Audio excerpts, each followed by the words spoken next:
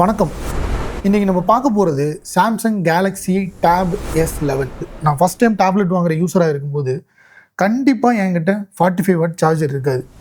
ஆனால் fast charging capacity மட்டும் கொடுத்துருக்காங்க. So it's completely fine. ஏன்னா இது நம்ம கையில் இல்லை. டேப்லெட்டுக்கு கேஸ் வாங்க போனீங்கன்னா கண்டிப்பாக இந்த பென்சில் ஒட்டுறதுக்கு இடம் இருக்கான்னு பார்த்துங்க. ஓல்டு மாடலில் கிடையாது. நான் ஒரு ஓல்டு மாடல் வாங்கிட்டேன். அதனால் இந்த பென்சிலை ஒட்டுறதுக்கு இடம் இல்லை. ரொம்ப கஷ்டமாக இருக்குது. ஆமாம், இந்த பென்சில் எஸ் பென் தான். ஆக்சுவலி இது மறந்துட்டேன் நானே. ஒரு பென்சில் மாதிரி தான் இது வளையுது. அப்படியே இப்போ பாருங்கள், அப்படியே உங்கள் கண்ணு முன்னாடி இது வளைஞ்சிட்டு இருக்கா. இது நாங்கள் சின்ன வயசில் பண்ணியிருக்கோம். டைப் பண்ணுறதுக்கு ரொம்ப கஷ்டமாக இருக்குது. அவ்வளோ ஈஸியாலாம் டைப் பண்ணலாம் முடியல. ஏன்னா இவ்வளோ நாளாக கீபேடில் டைப் பண்ணியாச்சு. அதுக்கப்புறம் ஃபோனில் டைப் பண்ணி பழகிடுச்சு. இந்த ஃபோனில் டைப் பண்ணுறதும் கீபேடில் டைப் பண்ணுறது இந்த பழக்கம்லாம் இருக்கும்போது கண்டிப்பாக நம்மளால் அவ்வளோ சீக்கிரம் அதெல்லாம் விட்டுட்டு ஈஸியாக டேபுக்கு சுவிட்ச் வர முடியாது. ஆக்சுவலாக நான் அல்ட்ரா மாடல் தான் வாங்கலான்னு போனேன். அல்ட்ரா மாடலை எடுத்து நான் கையில் டெமோ செக் பண்ணும்போது அப்பயே முடிவு பண்ணிட்டேன் இது நமக்கு செட் ஆகாதுன்னு. ஏன்னா அது ரொம்ப பெருசாக இருக்குது. அவ்வளோ பெருசாக வச்சுட்டு என்ன பண்ணுறது. சாம்சங்கோட DXல வந்து டெஸ்க்டாப் மோடு இருக்குது. அதில் வந்து நாலு டெஸ்க்டாப் இருக்குது. ஒரு டெஸ்க்டாப்லேயும் 4 விண்டோ ஸ்க்ரீன்ஸ் யூஸ் பண்ணிக்கலாம். நம்ம விண்டோஸ் யூஸ் பண்ணுற மாதிரி ஸ்க்ரீனில் சைடில் கொண்டு போய் டேப் பண்ணால் அது 50% ஸ்க்ரீனில் ஒரு பக்கமும் இன்னொரு 50% அடுத்த ஸ்க்ரீன்லேயும் வர்ற மாதிரியான ஆப்ஷன்ஸ் இருக்குது. அது இல்லாமல் இன்னும் ஒரு 2 ஸ்க்ரீனையும் நீங்கள் உள்ளே எடுத்து போட்டு மல்டி டாஸ்கிங் பண்ணலாம். இந்த அளவுக்குலாம் யாராவது மல்டி டாஸ்கிங் பண்ணுவாங்களான்னு கேட்டிங்கன்னா எனக்கு தெரியல. பட் ஆனால் கொடுத்துருக்காங்க. ரொம்ப யூஸ்ஃபுல்லாக இருக்குது. ரொம்ப கன்வீனியண்ட்டாகவும் இருக்குது. நீங்கள் ஒரு சில விஷயம் இந்த மல்டி டாஸ்கிங் பண்ணும்போது நான் என்ன செஞ்சேன்னா, இப்போ கூகுள் சர்ச்லேயும் சரி, யூடியூப்லேயோ ஏதாவது இருக்கிற அந்த தம்ப்நெயிலையோ எடுத்து போட்டாலும் சரி, அந்த நோட்ஸில் எடுத்து போட்டால் அங்கே இருக்கிற கண்டென்ட் அப்படியே இங்கே வந்துடுது. இப்போ யூஸ்வலாக நம்ம ஒரு வெப்சைட்டில் போய்ட்டு ஏதாவது ஒன்று காப்பி பண்ணு வச்சுக்கோங்களேன். ஒரு டெக்ஸ்ட்டை காப்பி பண்ணுன்னா அங்கே போய் அதை செலக்ட் பண்ணி அதை காப்பி பண்ணி இங்கே எடுத்துகிட்டு வரணும். ஆனால் அப்படிலாம் தேவையில்லை. அதை போய் செலக்ட் பண்ணிவிட்டு அந்த டெக்ஸ்ட்டை டச் பண்ணி புல் பண்ணி இழுத்துட்டு வந்தாலே அது நெக்ஸ்ட்டு நோட்ஸுக்கு வந்துடுது. அதுக்கப்புறம் அங்கே இருக்கிற இமேஜஸ், இப்போ ஏதாவது நியூஸ் மீடியமே நம்ம படிக்கிறோம், அங்கே ஒரு இமேஜ் இருக்குது, அது நமக்கு வேணும் அப்படின்னா அதை டக்குன்னு தொட்டு எடுத்து இந்த பக்கம் போட்டுக்கலாம். சும்மா அப்படியே இந்த பக்கம் இருக்கிற எடுத்து அந்த பக்கம் போடுற மாதிரி போட்டுக்கலாம். ப்ரொடக்டிவிட்டி கண்டிப்பாக இம்ப்ரூவ் ஆகும். ரொம்ப யூஸ்ஃபுல்லாக இருக்குது. உங்களோட நிறைய டாஸ்க்கை வந்து இது கம்மி பண்ணும். ஒருவேளை நீங்கள் இதை பயன்படுத்தி அடிக்ட் ஆகிட்டீங்கன்னு வச்சுக்கோங்க, ஃபோன் யூஸ் பண்ணுறதுக்கு பிடிக்காது. அப்படி ஒரு வேளை உங்களுக்கு ஃபோன் யூஸ் பண்ண நினச்சாலுமே கேலக்ஸி S25 போயிடுவீங்க. அந்த மாதிரி ஆகிடும். ஏன்னா இது ஒரு அடிக்ஷன் மாதிரி தான். இப்போ அப்படி பார்க்கும்போது இந்த சாம்சங் வந்து ஆண்ட்ராய்டு பேஸுங்கிறனால நம்மளை எல்லாத்தையும் கேட்டு நம்ம லாங்குவேஜ் எல்லாம் நல்லா புரிஞ்சு வச்சுருக்கானுங்கன்னு நினைக்கிறேன். அதனால் ரொம்ப ஈஸியாக இருக்குது. டேபையும் வந்து நீங்கள் வந்து எக்ஸ்டர்னல் மானிட்டர் அடிஷ்னலாக இன்னொரு மானிட்டர் வந்து USB போர்ட்டில் கனெக்ட் பண்ணிக்கலாம். இல்லை வயர்லெஸ் மானிட்டர் கனெக்ஷன் ஆப்ஷன் இருக்குது. அப்புறம் கீபோர்டு மவுஸு இதெல்லாமே அவங்களே கொடுக்குறாங்க. இல்லை நீங்கள் வேணால் ப்ரைவேட்டாக கூட வாங்கிக்கலாம். அந்த கீபோர்டு மவுஸெல்லாம் கனெக்ட் பண்ணிவிட்டு ஒரு எக்ஸ்டர்னல் மானிட்டர் வாங்கி இது ஒரு டெஸ்க்டாப் செட்டப்பாகவே மாற்றிடலாம். இங்கே இப்போ நம்ம ஒரு டெஸ்க்டாப்பில் டுவல் ஸ்க்ரீனில் இந்த பக்கம் இருக்கிற ஃபைல் எடுத்து அந்த பக்கம் போடுறது எவ்வளோ ஈஸியாக இருக்கோ அந்தளவுக்கு ஈஸியாக இருக்குது. கேலக்ஸி AI பற்றி சொல்லணும்னா ரொம்ப அருமையாக பண்ணியிருக்காங்க. இவங்க டேபில் இருக்கிற அந்த மெயின் மெனு பட்டனை சர்ச் என்ஜின் மாதிரி ஒர்க் பண்ண ஆரம்பிச்சிருச்சு. யூஸ்வலாக நம்ம என்ன செய்வோம்னா கூகுளில் போய் தேடணும், ஒரு விஷயத்தை டைப் பண்ணணும். இப்போ அதெல்லாம் நம்ம எதுவுமே பண்ண தேவையில்லை. அந்த மெனு பட்டன் எந்த ஸ்க்ரீனில் இருக்குமோ அந்த ஸ்க்ரீனில் இருந்துட்டு அந்த மெனு பட்டனை ப்ரெஸ் பண்ணும்போது அதுக்கப்புறம் அது ஃபுல்லாகவே கூகுள் கண்ட்ரோலுக்கு போயிடுது. ஸோ அப்போ நம்ம ஸ்க்ரீனில் எதை வேணால் சர்க்கிள் பண்ணலாம். சர்க்கிள் பண்ணிவிட்டு தேட ஆரம்பித்தோம்னா சொல்லிவிடுது, அது உடனே கண்டுபிடிச்சிடுது. ரொம்ப மல்டி டாஸ்கிங் பண்ணுற ஒருத்தராக இருந்தால் டெஃபினட்டாக இது யூஸ்ஃபுல்லாக இருக்கும். மல்டி டாஸ்கிங் பண்ணுறவங்களுக்கு அவங்களோட ப்ரொடக்டிவிட்டி லெவலை கண்டிப்பாக இம்ப்ரூவ் பண்ணும். ஃபோட்டோ அசிஸ்டண்ட், ஆப்ஜெக்ட் ரிமூவல், ஸ்டூடியோவில் இருக்கிற ஃபோட்டோ வந்து ஷூட் பண்ணி அதை அப்படியே ரிமூவ் பண்ண அது ஃபுல்லாகவே ரிமூவ் பண்ணிடுச்சு ரொம்ப ஈஸியாக. ஒருவேளை உங்ககிட்ட ஃபோட்டோஷாப் இருக்குது, டிஸ்கிரிப்ஷன் பேஸ் பண்ணி தான் நீங்கள் ரிமூவ் பண்ண முடியும். இதெல்லாம் அவனுங்க வந்து ஆன்லைன்லேயும் ஆஃப்லைன்லேயும் ஃப்ரீயாக ஒர்க் பண்ணுற மாதிரி ஃப்ரீயாகவே கொடுத்துட்டாங்க. அப்புறம் டிராயிங் அசிஸ்டண்ட்டு, யூஸ்வலாக நீங்கள் வந்து இப்போ ChatGPT ஆகட்டும், இல்லை நானோ பனானா, ஈவன் கூகுளே வந்து நானோ பனானா வச்சு வந்து அவங்க சப்ஸ்கிரிப்ஷன் இல்லாமல் ஒரு லிமிட்டடான இமேஜஸ் தான் ஜென்ரேட் பண்ண முடியும். அதை விட்டால் குரூப்பில் நீங்கள் கொஞ்சம் இமேஜஸ் ஜென்ரேட் பண்ணலாம். ஸோ மாற்றி இமேஜ் ஜென்ரேட் பண்ணலாம். பட் இது ஆன்லைன்லேயும் சரி ஆஃப்லைன்லேயும் சரி ஜென்ரேட் பண்ணுது. இது மோஸ்ட் ஆஃப் த இந்த AI ப்ராசஸ் எல்லாமே டிவைஸ்லேயே நடக்கிறதா அவங்க சாம்சங் கிளைம் பண்ணுறாங்க. பட் என்னதான் இருந்தாலும் ஆல்ரெடி ஃபுல்லி அவங்க பார்த்துட்டு தான் இருக்காங்க. தே ஆர் வாட்சிங் அஸ் அப்படின்னு தான் சொல்லணும்.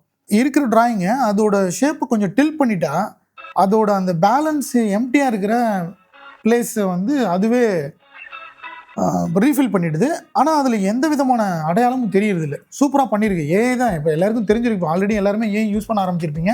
கண்டிப்பாக உங்களுக்கு புரியும் நான் சொல்கிறது. இல்லைனா நீங்கள் எங்கேயாவது டெமோ இருந்தால் ட்ரை பண்ணி பாருங்கள். இல்லைனா நான் வீடியோ போடுறேன் கண்டிப்பாக, அதில் பாருங்கள். இந்த நோட்டு, இந்த சாம்சங்கோட நோட்டு, நான் ஆக்சுவலி இந்த ஆப்பிள் நோட்டை கூட நான் இவ்வளோலாம் நான் யூஸ் பண்ணதில்லை. ஸோ இந்த நோட்டு வந்து எனக்கு ரொம்ப பிடிச்ச விஷயம் என்னென்னா, நீங்கள் எந்த லாங்குவேஜில் மோஸ்ட்லி நான் தமிழில் இங்கிலீஷில் எழுதும் போது அது ஆட்டோமேட்டிக்காக அப்படியே கன்வெர்ட் ஆகிடுது.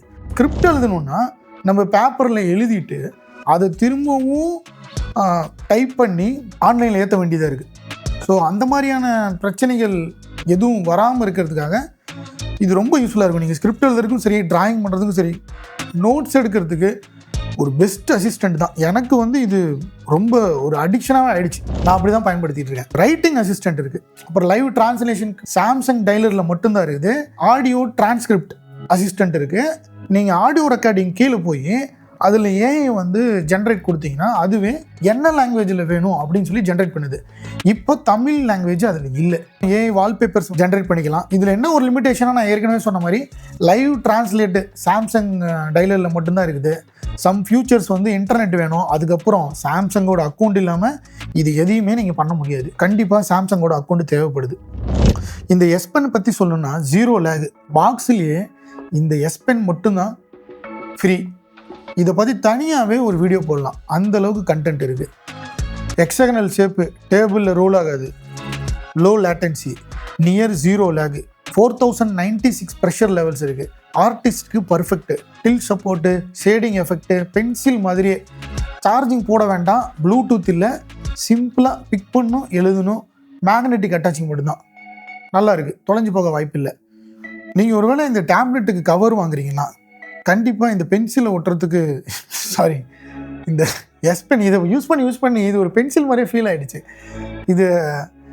இதை ஒட்டுறதுக்கு இடம் இருக்கான்னு பார்த்துருங்க. நான் வாங்கின கவரில் இடம் இல்லை, பழைய மாடலில் கொடுத்துட்டானுங்க. நானும் இதுக்கு செட் ஆகுதுன்னு எடுத்துகிட்டு வந்துட்டேன். அப்புறமா பார்த்தா பென்சில் ஒட்டுறதுக்கு இடம் இது வேறு இடத்துல இருக்குது. இந்த S Penல வந்து ஒரே ஒரு பிரச்சனை தான் இருக்குது. அது என்னென்னா, இதில் ஒரு பட்டன் இருக்குது, கண்டுபிடிக்கிறது கஷ்டமாக இருக்குது அமுக்கிறத விட. இது கண்டுபிடிக்கணுன்னா நீங்கள் வந்து பகல்லே சரி, ராத்திரியில் பகல்லே பசுமாடு தெரியாது, ராத்திரியில் எழுவு மாடு தேடுற மாதிரி ரொம்ப சிரமமாக இருக்குது.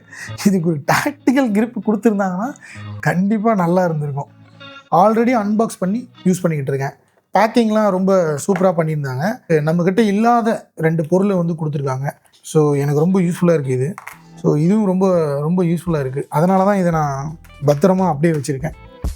கூடவே இந்த யூசர் மேனுவல், இந்த S Pen மட்டும்தான் அவங்க ஃப்ரீயாக கொடுத்துருக்காங்க. இந்த ஆக்சுவலாக இந்த USB Type-C கேபிளுக்கு பதிலாக ஒரு 45 வாட் சார்ஜர் கொடுத்துருக்கலாம். அது நமக்கு கண்டிப்பாக ரொம்ப யூஸ்ஃபுல்லாக இருந்திருக்கும். டிசைன் பற்றி சொல்லணும்னா 5.5 mm திக்னஸ்ஸு, ரொம்ப தின்னாக இருக்குது. ஸோ கேரி பண்ணுறது ஈஸி, ட்ராவலுக்கு பர்ஃபெக்ட்டு. வெயிட்டு 471 கிராம் மட்டும்தான். டேப்லெட் கவரு, ஸ்க்ரீன் ப்ரொடெக்டரு இதெல்லாம் போட்டால் ஒரு 600 கிராம் வந்துடும். Armour aluminium build, scratch, corrosion resistance, tough, light weight. இதுவும் ஒரு டைப் ஆஃப் அலுமினியம் அலாய் தான். ஆர்மர் அப்படிங்கிற வேர்டு ஒரு மிலிட்ரி கிரேடு, லைட்டாக கொஞ்சம் masala. IP68 rating, 1.5 metre deep வாட்டரில் 30 மினிட்ஸு, சேஃபு, டஸ்ட் ப்ரூஃபு. அதனால் நம்ம பீச்சில் ஸ்விம்மிங் பூலில் போட்டு விளையாடலாம் முடியாது. அவங்க லேபில் நல்ல தண்ணியில் டெஸ்ட் பண்ணியிருக்காங்க. உப்பு தண்ணியில் எல்லாம் அது செட் ஆகாதுன்னு அவங்களே சொல்லியிருக்காங்க. 2 கலரில் வருது, ஒன்று கிரே, இன்னொன்று பிளாட்டினம் சில்வர். சரி, டிஸ்பிளே பற்றி பேசுவோம். டேப் S11ஓட ஸ்ட்ரென்த்து இதுதான். Dynamic AMOLED 2X 2560 1600 resolution. நார்மலாக 1000 நிட்ஸ் போகுது, பீக் HDRல 1600 நிட்ஸ் போகுது. வெயிலில் விசிபிலிட்டி சூப்பர், நீங்கள் வெளியிலே கொண்டு போனாலும் சூப்பராக இருக்குது. HDR 10+ சப்போர்ட் இருக்குது. நெட்ஃப்ளிக்ஸில் HD கண்டென்ட் பார்க்குறதுலாம் ரொம்ப நல்லா இருக்கும். ஒரே ஒரு மைனர் இஷ்யூ இருக்குது, ஆல்வேஸ் ஆன் டிஸ்பிளே இல்லை, keep screen on while viewing அப்படின்னு ஒரு ஆப்ஷன் இருக்குது. இது என்ன பண்ணுன்னா ஃப்ரண்ட் கேமரா உங்களை பார்த்துக்கிட்டே இருக்கும். கலர் அக்யூரசி அருமை, பியூர் பிளாக், பர்ஃபெக்ட் ஒயிட்ஸ். பர்ஃபார்மன்ஸில் MediaTek Dimensity 9400+ processor, 3nm process, octa core, 3nm advantage, குறைவான ஹீட்டு, நல்ல பேட்டரி லைஃபு. ஸ்பீக்கர் பற்றி சொல்லணும்னா quad speaker, AKG tuned, deep bass, clear vocals, செம்ம கிறிஸ்பான sound, Dolby Atmos support, Netflix, YouTube, gaming audio experience top notch. 3 mic array, AI noise cancellation, video calls, voice ரெக்கார்டிங்லாம் crystal clear. Rear camera 13 mega pixel with LED ஃப்ளாஷோட வந்திருக்கு. Ultra மாடலில் 13 mega pixel and ஒரு 8 mega pixel wide angle கேமராவும் கொடுத்துருக்காங்க. Standard மாடலில் அது கொடுக்கல. Tablet camera வந்து சீரியஸாக யாரும் யூஸ் பண்ணுறாங்களே எனக்கு தெரியல. கடைசியாக யாராவது ஃபோட்டோ எடுத்து பார்த்துருப்பீங்களான்னு பாருங்கள். நான் பயன்படுத்த மாட்டேன். கண்டிப்பாக உங்கள் ஃபோனை பயன்படுத்திங்க ஃபோட்டோ எடுக்கிறதுக்காக. டாக்குமெண்ட் ஸ்கேனிங்காக பயன்படுத்தலாம். ஆஃபீஸ் ஒர்க் இருக்குது, ஸ்டடி மெட்டீரியல் ஸ்கேன் பண்ணலாம். ரொம்ப அதுக்கு வேணால் ரொம்ப யூஸ்ஃபுல்லாக இருக்கும். Front camera 12 mega pixel, ultra wide angle, 120 degree field view, video காலிங்க்கு பர்ஃபெக்டாக இருக்கும். Zoom meeting, Google meeting, WhatsApp video call அசத்தும். வைட் ஆங்கிள் இருக்கிறதுனால பேக்ரவுண்டெல்லாம் நல்லா தெரியும். கூட்டமாக நீங்கள் எல்லோரும் வீடியோ காலில் பேசலாம். Connectivity 5G bands, 4G LTE global பிராண்ட்ஸுக்கு எல்லாமே சப்போர்ட் பண்ணுற மாதிரி தான் கொடுத்துருக்காங்க. வைஃபைல 6E இருக்குது, ப்ளூடூத் 5.4 இருக்குது, USB 3.2 Gen 1. ஸோ 4K மானிட்டரை கனெக்ட் பண்ணிக்கலாம், எக்ஸ்டர்னல் SSD கனெக்ட் பண்ணலாம். ஏன்னா 2 TB வரைக்கும் சப்போர்ட் பண்ணோம்.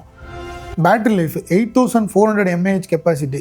Heavy use, 3 hour Netflix, 2 hour gaming, 1 hour video call, social media browsing நார்மலாக யூஸ் பண்ணாலும் 15% நின்றுச்சு. ஒரு நாள் வாங்கினவுடனே டெஸ்ட் பண்ணுறதுக்காக போட்டு தட்டி எடுத்துட்டேன். சார்ஜர் இருந்தால் நீங்கள் வந்து ஃபாஸ்ட் சார்ஜிங்கை எக்ஸ்பீரியன்ஸ் பண்ணலாம். சாஃப்ட்வேர் அப்டேட்டு வந்து 7 இயர்ஸுக்கு ப்ராமிஸ் பண்ணியிருக்காங்க. நீங்கள் 2025 டேப்லெட் வாங்கினா 2032 வரைக்கும் ஆண்ட்ராய்டு அப்டேட்டு, செக்யூரிட்டி அப்டேட்ஸ்லாம் உங்களுக்கு கிடைக்கிறதா சொல்லியிருக்காங்க. இந்த நெக்ஸ்ட்டு 4 to 5 இயர்ஸுக்கு ஒரு ஃப்யூச்சர் ப்ரூஃபாக தான் இருக்குது. ஏன்னா அவனும் 7 வருஷம் சாஃப்ட்வேர் அப்டேட் கொடுக்குறான். கேமிங் விளையாடும் போது எந்த விதமான லேகும் இல்லை. சவுண்டு கிறிஸ்பாக இருக்குது. விளையாடுறதுக்கே ரொம்ப நல்லா இருக்குது. எனக்கு என்ன ரொம்ப பிடிச்ச விஷயம்னா இந்த எஸ் பென், கேலக்ஸி ஐ யூஸ்ஃபுல், சாம்சங் டிஎஸ் desktop replacement, premium build quality, quad speakers are excellent, 7 years software update, 8400 mAh all day battery life, micro SD 2 TB வரைக்கும் எக்ஸ்பேண்ட் பண்ணிக்கலாம். அருமையான டிஸ்பிளே, டேலைட்டில் 1600 நிட்ஸு, ரொம்ப ஸ்லிம்மாக இருக்குது, லைட் வெயிட்டு. எனக்கு பிரச்சனையாக இருக்கிறது இந்த சார்ஜர் கொடுக்காது. எஸ் பெனில் டாக்டிக்கல் கிரிப் இல்லை. கீபோர்டு கவரு இதெல்லாம் வந்து எக்ஸ்பென்சிவ். சரி நண்பர்களே, சாம்சங் கேலக்ஸி டேப் S11ஓட யூசர் ரிவ்யூ பிடிச்சிருந்தா லைக் பண்ணுங்கள், ஷேர் பண்ணுங்கள், கமெண்ட் பண்ணுங்கள். அடுத்து எந்த மாதிரியான டிவைஸை நான் ரிவ்யூ பண்ணணுன்னு கமெண்ட்டில் சொல்லுங்கள்.